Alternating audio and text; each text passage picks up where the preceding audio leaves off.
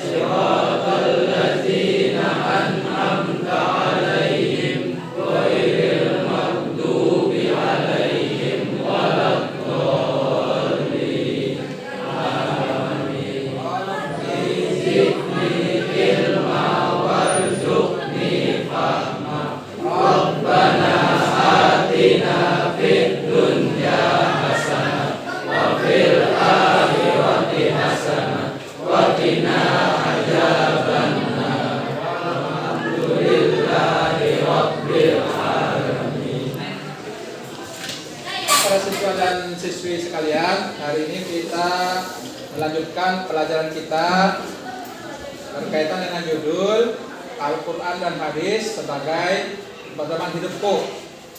Subtemanya adalah kedudukan Al-Quran dan Hadis sebagai sumber hukum Islam. Sebelum Bapak mulai pelajaran kita hari ini, maka akan Bapak akses dulu kehadiran kalian semuanya. Insya Allah yang dipanggil angkat tangannya ya. Pertama Adam Syauqi, Biqyatul Qalbi, Dafa Iri Kurniawan, Faisal, Maula Aditya, tidak hadir ya. M. Najril Rosadi,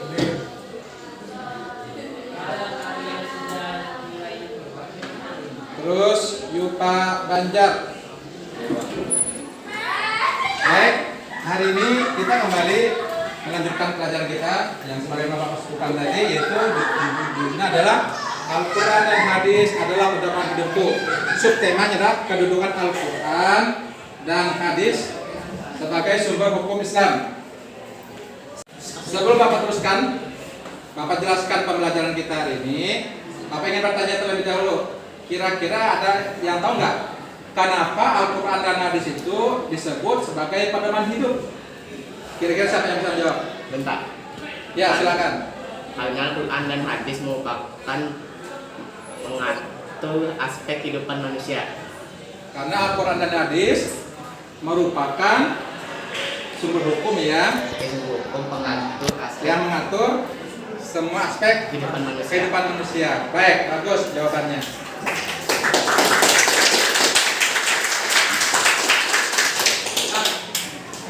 Baik, tentunya kita perhatikan ya di layar dan Bapak ingin menjelaskan.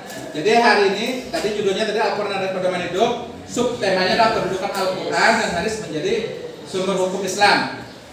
Jadi Al-Quran itu merupakan sumber hukum Islam yang pertama. Ya, dalam Islam itu ada beberapa sumber hukum.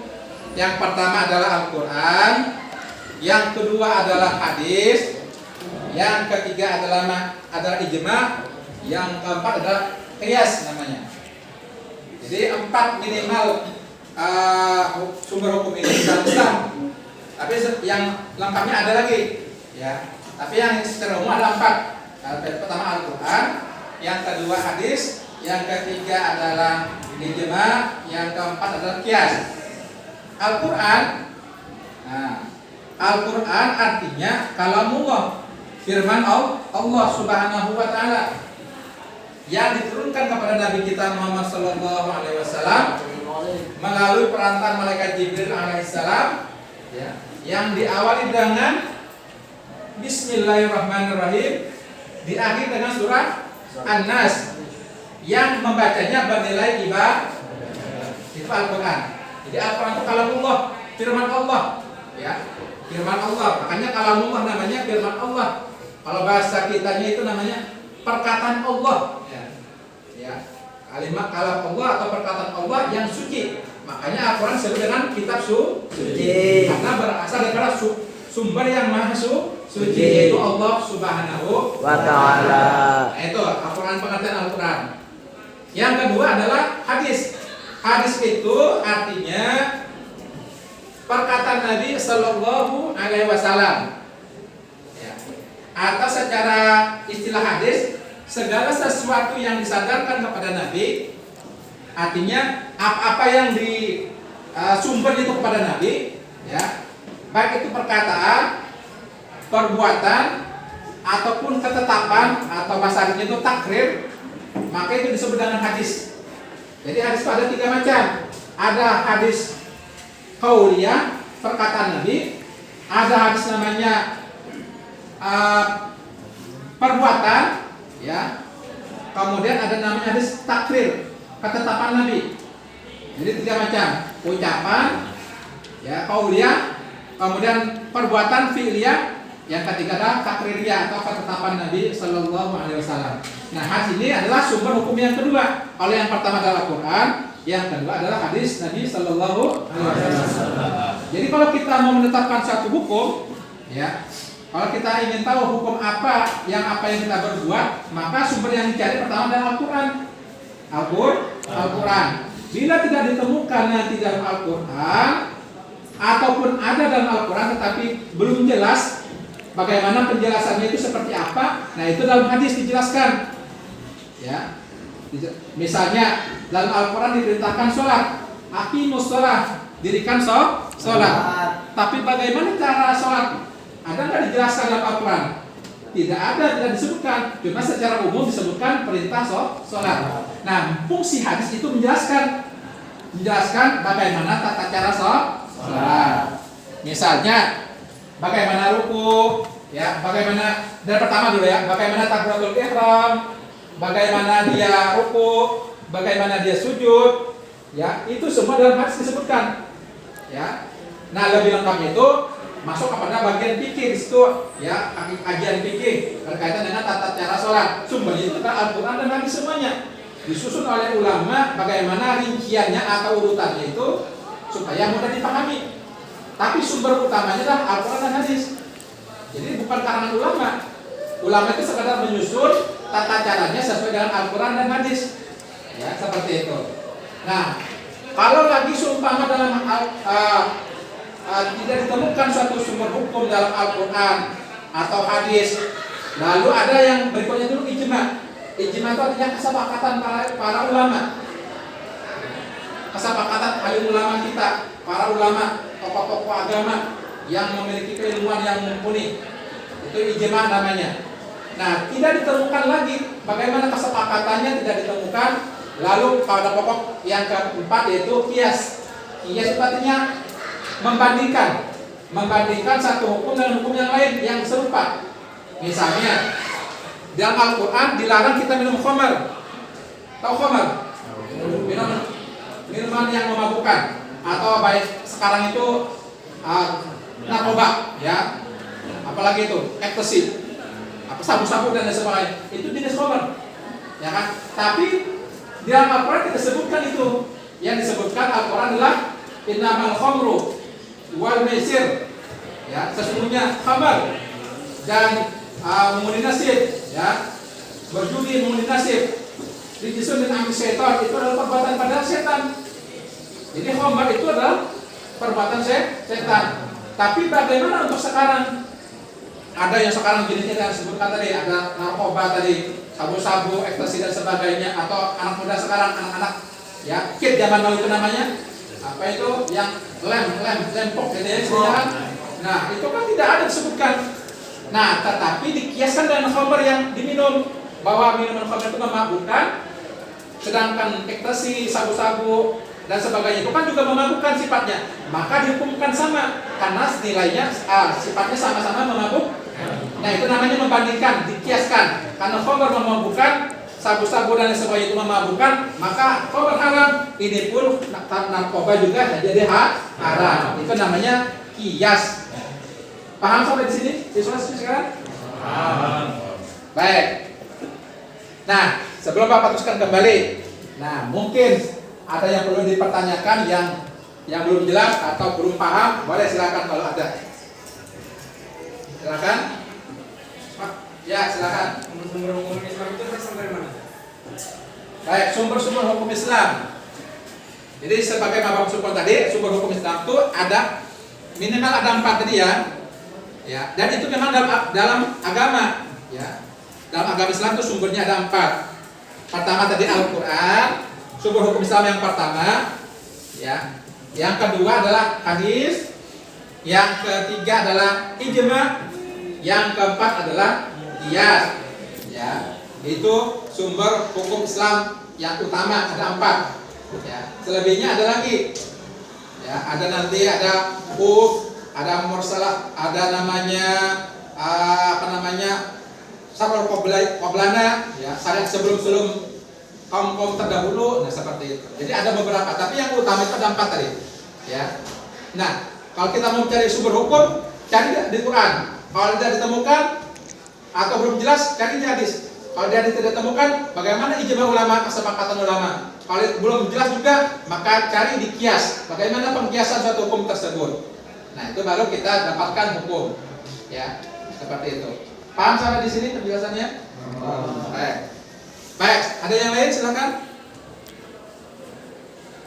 Yang mungkin belum paham tadi?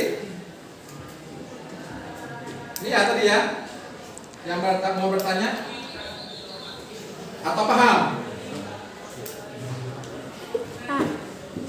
Iya. Silakan. Apa pengertian Al-Quran dan hadis? Al-Quran dan hadis. Baik, terima kasih pertanyaannya. Mengulang kembali tadi ya, bahwa Al-Quran adalah kalamullah. Artinya firman Allah yang membacanya mendapatkan pahala ibadah. Diturunkan oleh Allah kepada Nabi kita Muhammad SAW melalui perantara malaikat Jibril alaihissalam. Diawali dengan Bismillah, diakhiri dengan surah An-Nas. Qul a'udzu birabbil hadis kembali, yaitu adalah ucapan Nabi atau perbuatan Nabi atau ketetapan Nabi, ya, yang menjadi pegangan rujukan bagi umat Islam. Jadi hadis itu adalah segala sesuatu yang bersandar kepada Nabi, artinya muaranya itu kepada Nabi, ya, sumbernya itu kepada Nabi, yaitu ucapan Nabi.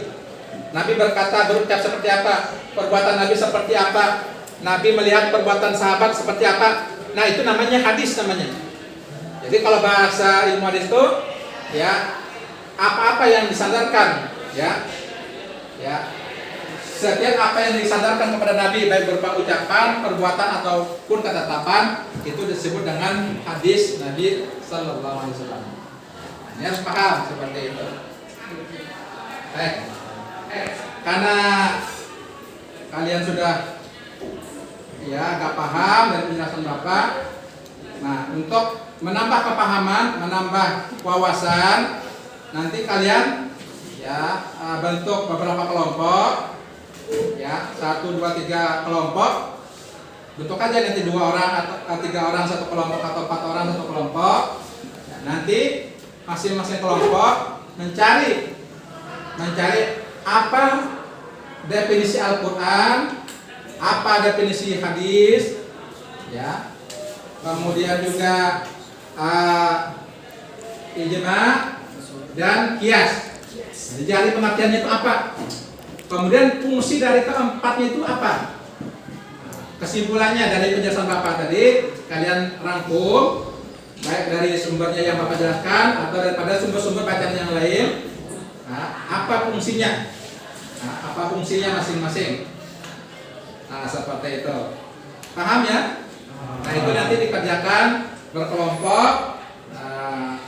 Nanti dikumpulkan, lalu kita akan diskusikan hasil dari kerja kelompok kalian masing-masing.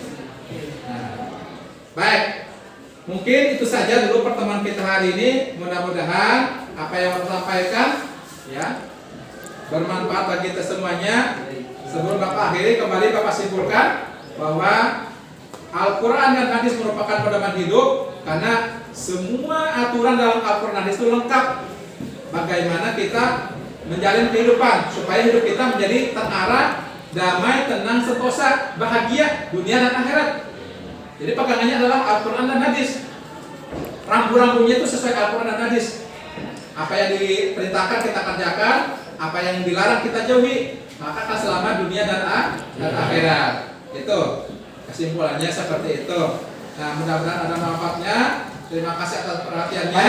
Karena penjelasan Bapak sudah kalian bisa pahami, maka untuk lebih sempurnanya pertemuan kita hari ini, supaya mendapatkan keberkahan, mendapatkan rahmat Allah Subhanahu wa taala, mari kita sama-sama menutup pelajaran kita dengan membaca doa, ya. Mari kita sama-sama membaca doa.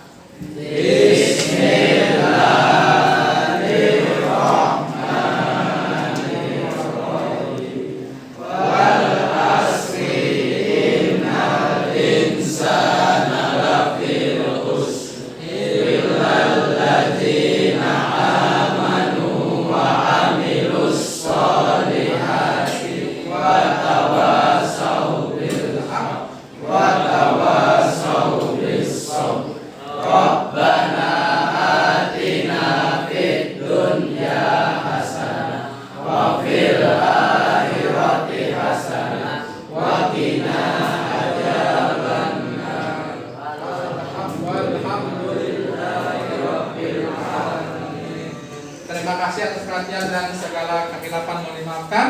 Mari kita tutup dengan membaca Alhamdulillahirrahmanirrahim. Bapak akhiri, Assalamualaikum warahmatullahi wabarakatuh.